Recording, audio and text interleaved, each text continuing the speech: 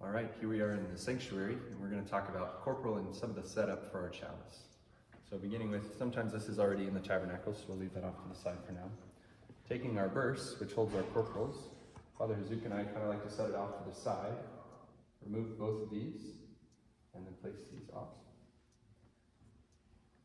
So now we'd like to talk very specifically about the corporal, because this is one of the most important linens, one of the most important jobs of an acolyte. Corporal, as we've said, comes from the Latin word corpus, to mean body. So this is where the body of Christ, the Eucharist, resides. Even on the altar, there's a specific place for the Eucharist. And so when using the corporal, when moving it around, when it's folded this way, it's folded very specifically to envelop, to hold in all the important particles that may be there from a previous Mass. And so when we're moving it around, we don't want to hold it up, flip it around. We don't want to unfold it in our hands. We want to leave it on the altar and unfold it while it's there, keeping it flat. So as we look at it, it looks as if it's a book. So we have the spine of the book over on the left. We have the opening on the right. So as an acolyte, as a priest, we open it kind of left first, then right. And then here's how I always remember. We always want to go up first, towards the cross.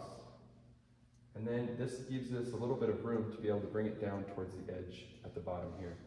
And we always like to leave a little bit of space between the edge of the altar and a corporal, because with our vestments, we usually have sleeves, and sometimes if it's right at the edge, we catch it. Notice too, we have our little cross here on the corporal. This is the proper place for the cross, either here or in the center. If you unfold it and it happens to be at the top, don't take it and don't, as it's unfolded, ever flip it or move it. Don't try to rotate it around. The best way to move a corporal is to fold it back up and then to rotate it. Thankfully, this one was the right way, so we didn't have to. And the last thing we want to notice with this center main corporal is that it's centered right on the crucifix. This allows us to have our kind of space over here, and then also that we'll have the missal over here, up to the left, or over to the left a little more. So as that corporal is set, now we need to make room for the second one. These are our ciboria. These will hold the Blessed Sacrament after consecration. So ciboria always belong on the corporal as well.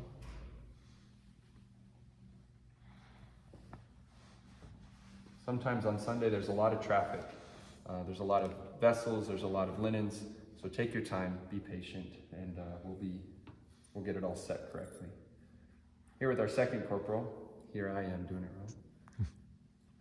This one is off-centered, off to the right of the main corporal. And so we can set it over, and the only overlapping it really needs would be the lip of the corporal or the hem. So as we get those two set up, we have plenty of space now to place those here, to have the chalice ready, and the priest will be ready for the offertory and for the consecration. In another video, we'll explain a little more about the corporal, the whys and the hows, the kind of the spirituality, honestly, behind the corporal. But here's some of the practicals.